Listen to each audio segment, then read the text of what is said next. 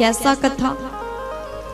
सुखदेव जी बोले, अब हमारे कन्हैया जी 1 साल के हो गए। अपने पूरे भवन में भगवान धीरे धीरे चलते हैं, बड़े कोमल चरणों से प्रभु चल रहे हैं। जैसे श्याम 1 वर्ष के पूर्ण हो गए, वसुदेव जी को चिंता हो रही। उनको तो ज्ञात है, उनको पता है हमारा कन्हैया उधर छोड़ के आया हो, गोकुल में कान्हा को छोड़ के आया, और अब 1 साल के पूर्ण हो गए, नामकरण संस्कार होना अब जरूरी है। तो अपने पुरोहित गुरुदेव से कहते हैं, गर्गाचार्य जी से, गर्गः पुरोहितो राजन यदुनाम सुमहातपाः ब्रजम जगामनन्दस्य वसुदेव प्रचोदितः। आज वसुदेव जी महाराज गर्गाचार्य जी को बुलाते हैं और कहते हैं, प्रभु मेरे बालक गोकुल में है, वहां जाइए और आप बच्चों का नामकरण संस्कार कर दीजिए। अब जैसे वसुदेव जी गोकुल में प्रस्थान करते हैं, नंद बाबा ने अपने घर में भव्य स्वागत किया है। नंद बाबा कहते, मुनिवर आप हमारे यहाँ पधारे हैं, ये हम लोगों का परम सौभाग्य। देखिए, कभी भी आपके घर में साधु संत आए तो अपना परम सौभाग्य मानिएगा। प्यार से बोलो, जोर से बोलो ना जी। देखो, साधु संतों का घर में आगमन हो जाना ऐसे ही नहीं हो सकता। जब तक आपको आपके पुण्य का फल नहीं मिलता, तब तक साधु संत घर नहीं आते। आपके घर में संत आए हैं, इसका अर्थ यही है आपने कभी न कभी कोई अच्छा कार्य किया होगा, आपने सत्कर्म किया होगा, उसी के फल स्वरूप आपके घर में संतों का आगमन होता है। और संत आए तो खूब स्वागत सम्मान करिएगा। आज नंद बाबा ने सुंदर स्वागत कन्हैया का गर्गाचार्य जी का किया है। गर्गाचार्य जी महाराज को सुंदर आसन में विराजमान कराया और महाराज श्री नंद बाबा ने बड़ा सुंदर स्वागत किया। उसके बाद में कहा कि प्रभु आप हमारे घर आए, हमारा ये परम सौभाग्य है। गर्गाचार्य जी बोले कि बाबा हमने सुना था आपके घर में बच्चों का जन्म हुआ। बोले हाँ, छोटे छोटे 2 बच्चों का जन्म हुआ है, जिनके आने से हमारे जीवन में आनंद छा रहा है। तो बाबा जी ने पूछा कि बच्चों का नाम क्या है? नंद बाबा बोले अभी तक कोई नाम नहीं रखा। ये हम सोच रहे हैं कि आप पधारे, आप ही द्वारा नामकरण होता तो बड़ा अच्छा होता। अब जैसे इतना सुन ले, गर्गाचार्य जी बोले नंद बाबा ऐसा नहीं हो सकता, क्योंकि हमने सुना है आप अपने बच्चों का कुछ भी करें तो वो बड़ा उत्सव मनाते। आप जन्म हुआ था तो आपने महीनों तक उत्सव मनाया था, इसलिए हमको ये कार्य मत कराइए। तो नंद बाबा प्रार्थना करते, प्रभु आप पधारे तो आप ही हमारे बच्चों का नामकरण संस्कार कर दीजिए, बाकी आप जैसा कहेंगे हम उसी प्रकार तैयार हैं।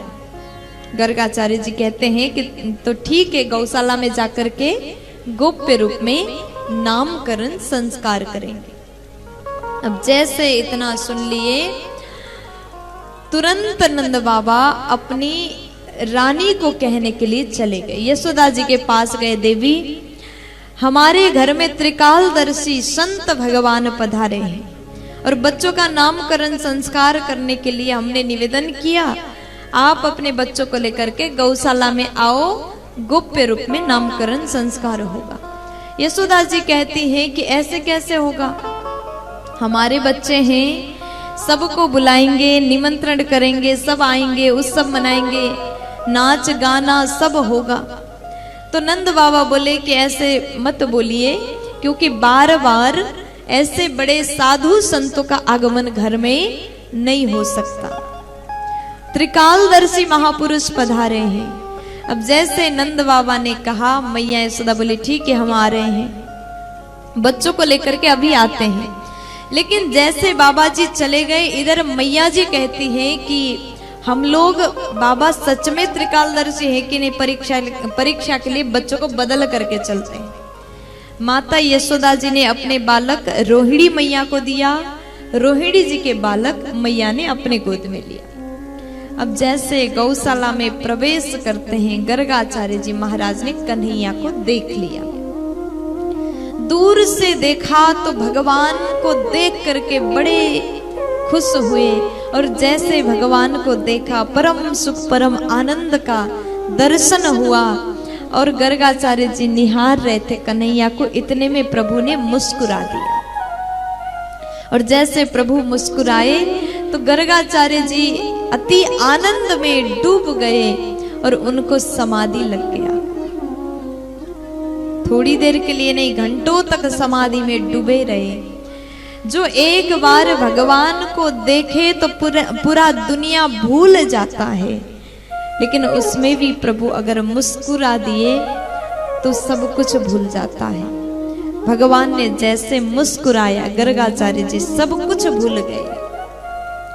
नंद रानी यशोदा जी रोहिणी मैया जाकर के बैठी हैं, जब से इंतजार कर रहे बाबा जी कब आंख खोलेंगे, तब हमारे बच्चों का नाम रखेंगे।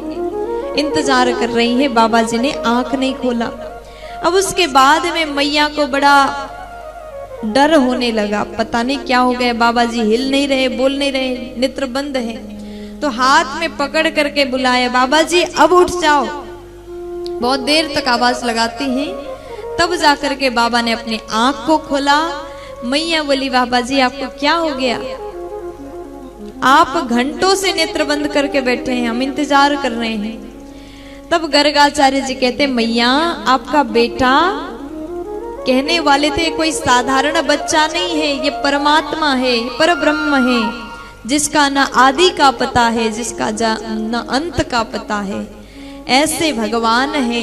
बोलने वाले थे, लेकिन भगवान ने देखा गर्गाचार्य जी को और तुरंत इशारा कर दे, बाबा जी मत बोलिएगा, बस इतना ही ठीक है, प्यार से बोलो।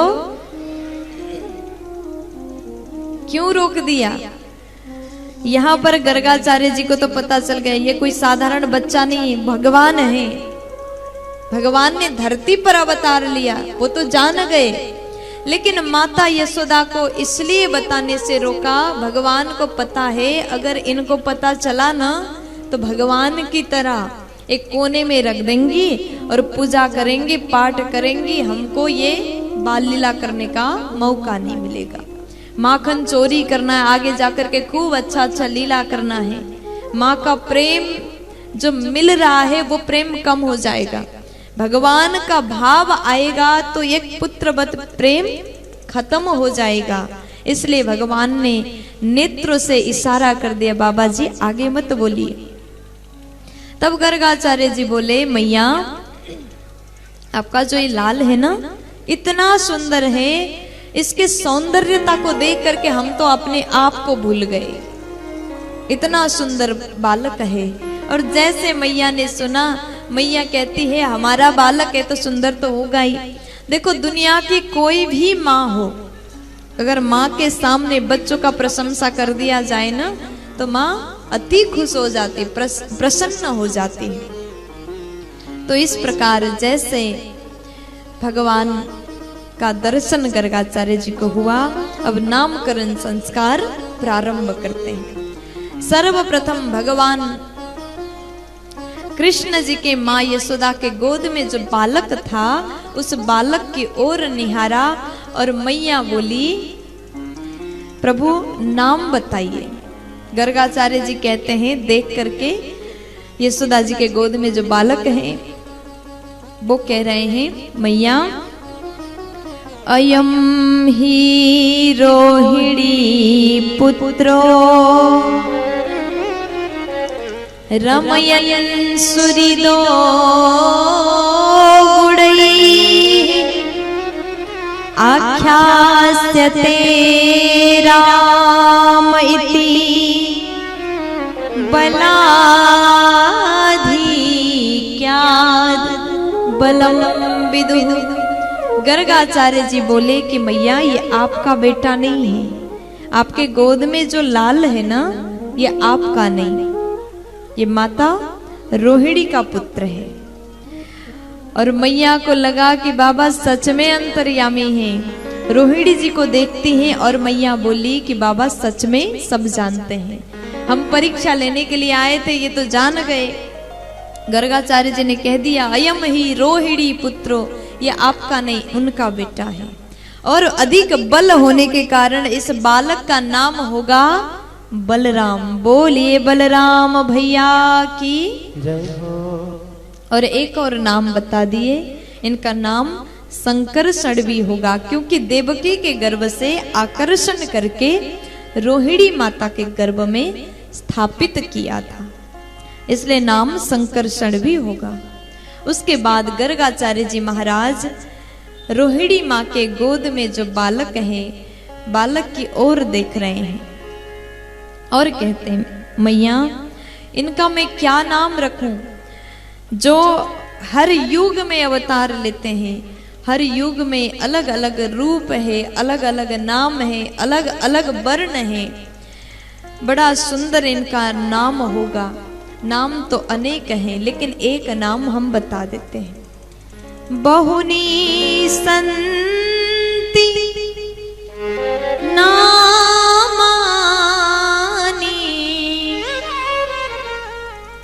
रूपाणि च सुतस्य ते गुणकर्मानुरूपाणि